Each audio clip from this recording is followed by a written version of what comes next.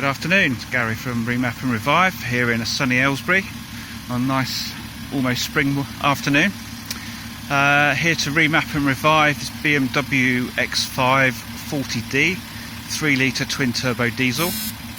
No problems apart from exhaust gas recirculation flow is a bit restricted.